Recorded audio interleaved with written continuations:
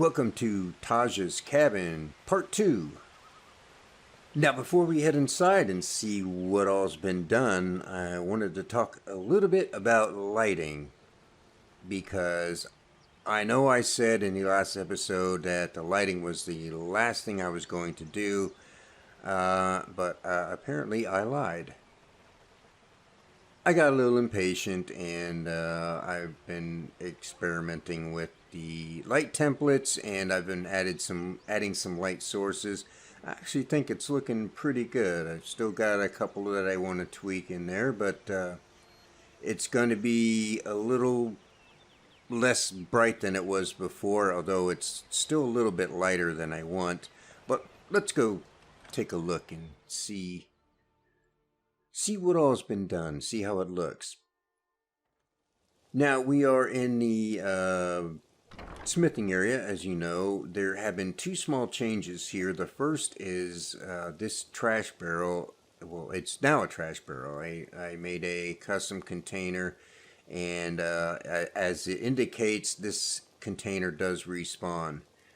And it's called a trash barrel for a reason, because if you have a bunch of junk that you just want to get rid of, that's where it goes. It is the only container in the house that is or will respawn.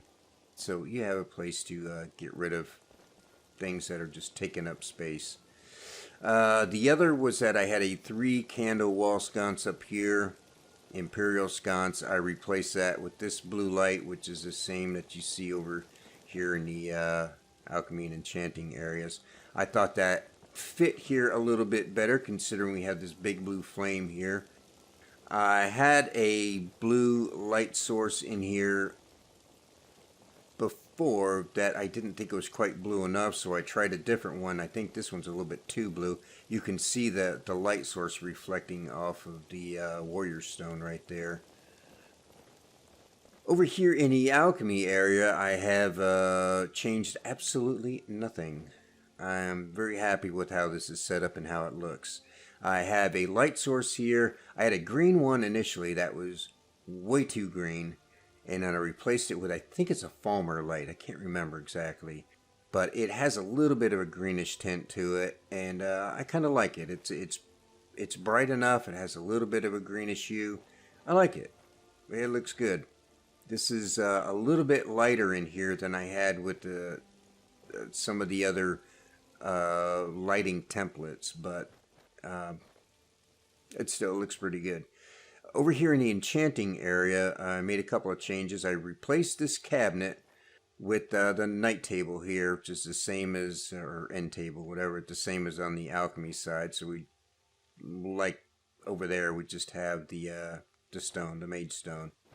And the wash basin was removed. I replaced it with this. I think this is a sconce, a floor sconce from Skyrim Temple, I think.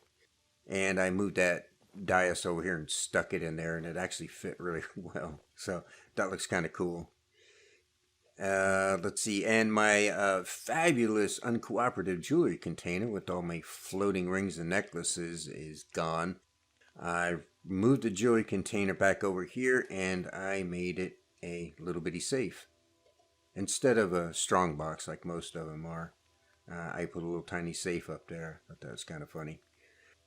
The only other thing is this skull right here had garnets in the eye sockets. I couldn't get them to glow red. I even put a light source behind it that's a spotlight. It's like shines light in one direction kind of thing. As the name indicates, a spotlight. But that didn't help, so I put diamonds in the eyes, like the other two. I was hoping I could have a skull with glowing red eyes. I thought that would look pretty cool, but it's not happening. I could try ruby, though. Something to think about. I talked about replacing the bar, which I did take it out, and I talked about making a custom staff enchanter, and that's what I've done. Here it is. This weird symbol, I think, is from Wolf Skull Cave, where those folks are trying to summon and bind Potema. It's a weird looking thing. It looks like some kid was drawing a picture of a cat with crayons, and I don't know. These flames right here, those are actually candles, like this, exactly this one right here, same candle. And I just pushed it down into the cabinet. I couldn't find any item other than maybe these glowy things here, which I didn't want to use again. I couldn't find anything that would fit in that little round spot and look decent. I'm sure there's something, but I was getting impatient, so I put those in there. I guess it looks okay. And we've got a staff right there. Now the little device here that the staff is resting on, this is actually a cooking spit that you would find near a fireplace, flipped upside down. What you see on the top there is actually the feet. Got to get creative sometimes, I'm telling you. Flips stuff upside down and gets a whole new use. It's a staff spit. Get it? We just got some random stuff up here. Gargoyle, shrine, a couple of wall baskets.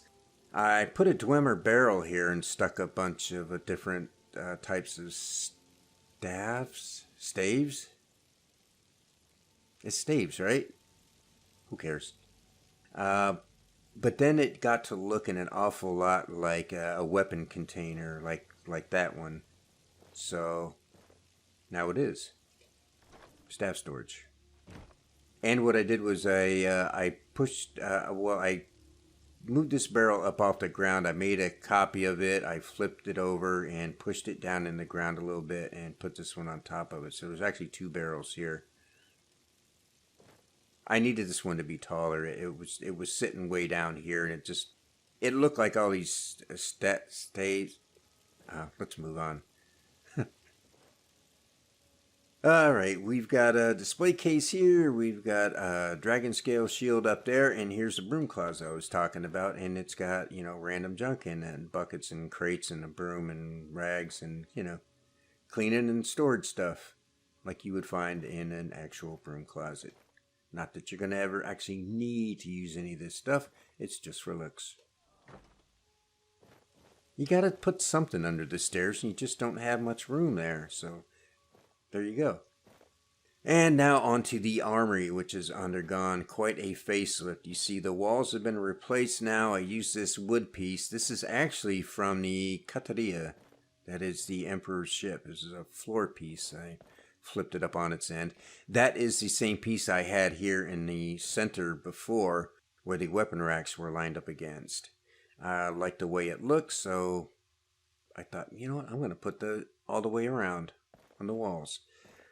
This does not look very much like it belongs in a log cabin, but it's just this one room. And I put the weapon racks along that wall, and the reason is, and I have no idea why, but when I had them here in the center, they were not working correctly. They would work. I could mount weapons on them, but some of weapons were not mounting correctly.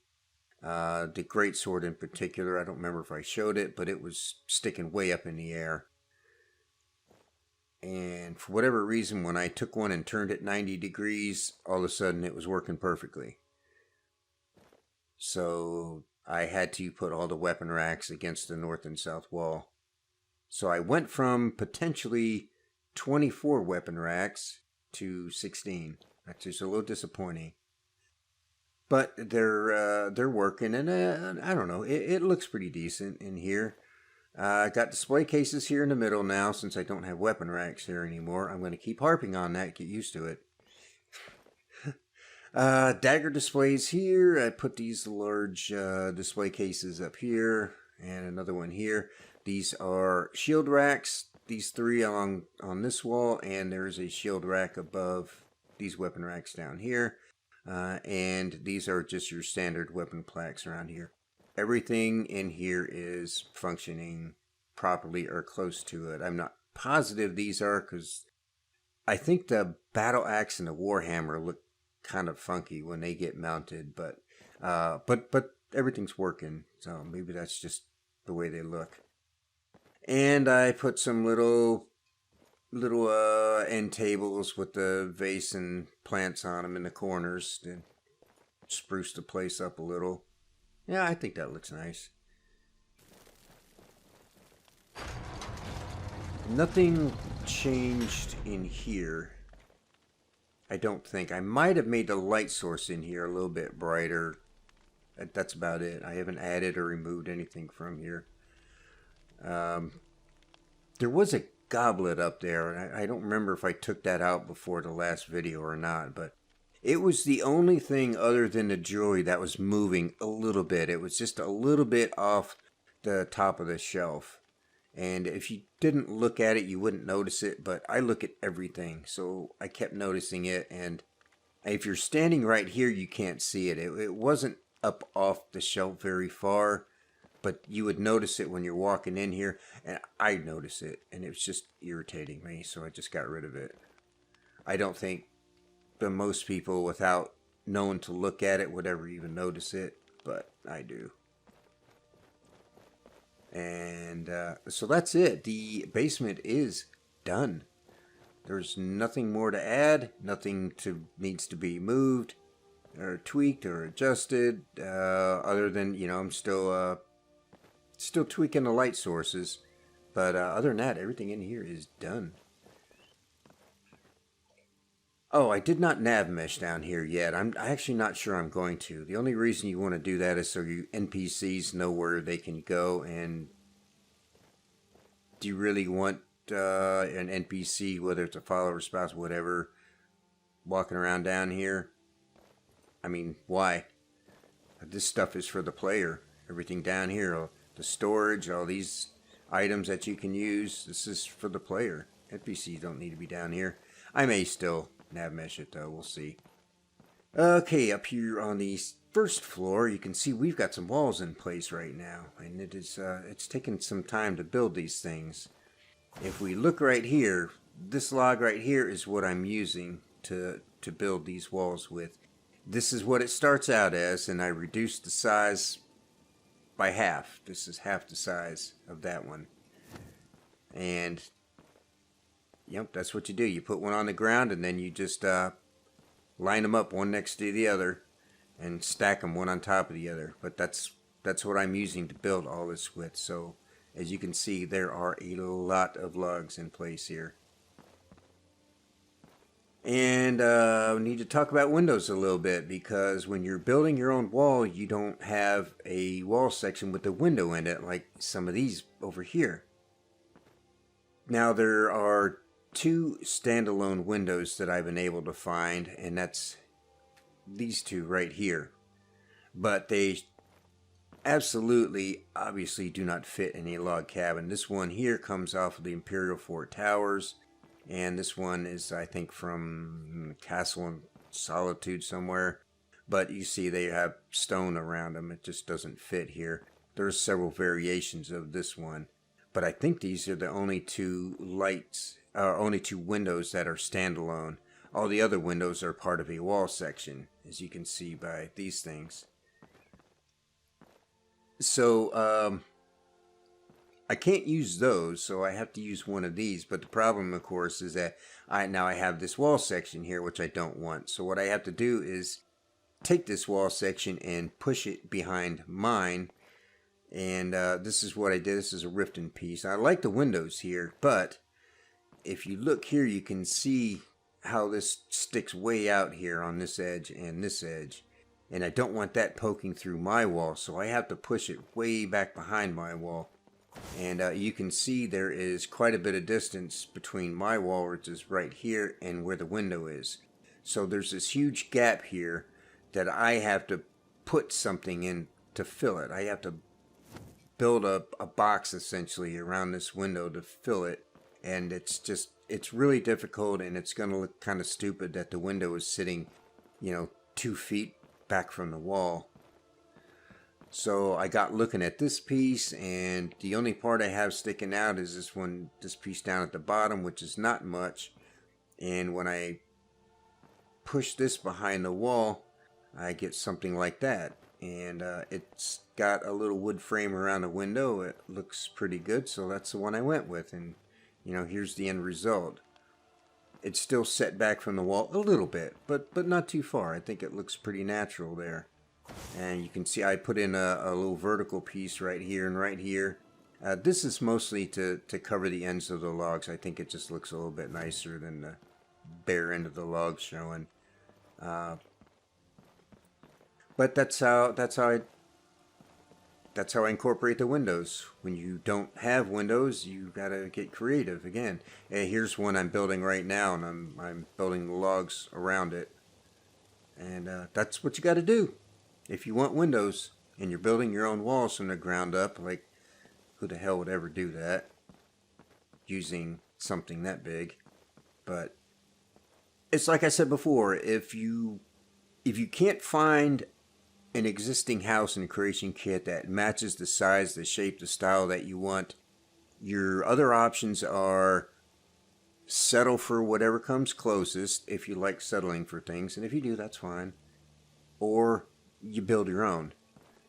And I would have used the Riften architecture, but I didn't like this part along the bottom. And also, this piece is an interior piece. There aren't any exterior wall sections. I would have to use this same piece on the outside, which is, it would be very difficult, like around corners, especially.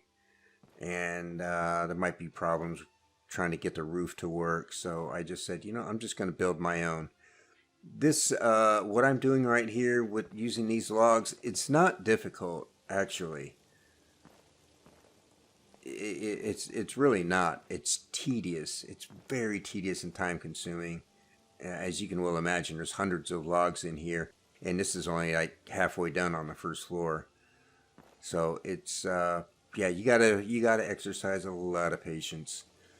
The trick to doing this, if you're watching this and thinking, yeah, I'm gonna do that too. I don't know why you would be thinking that unless you're as nuts as I am, but if you are, put your doors in place first and then build out from there.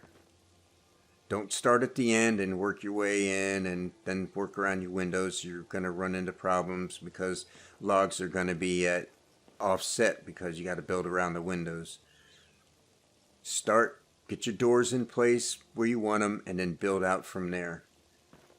That's what I did with both of these, and everything went in fine. I'm going to put another door over here. You can see I've already got logs in place all the way across here. I'm going to have to move most of these to make room for the door. So I oopsed on that wall, but I learned from that. So on these two, I got my doors in first and then built the walls out from there. So you can see we've got a lot of work to do here. There's still a lot more walls to put in. I'm not going to put a window on that side, but I am going to put a window here, one here, the door right here, and another window here. And I'll decide what I'm going to do with the upstairs when I get to that point. But I need to get those in place and finish these walls and start getting some furniture in here. But it is beginning to look like an actual log home now. So I'm pretty happy with it. I did choose this fireplace. I made it 25% bigger, and I've got a light source in front of it. I might swap this one out for a shadow caster. I haven't decided yet. I don't know. This actually looks pretty good. So that's where we're at. Got a lot of work to do, but it is coming along very well, and hopefully by the next episode we'll have at least this part done and fully furnished and decorated. So we will leave with that view of what we have here. Oops, falling down the stairs. And with that, we'll call this one good, and I will see you in part 3.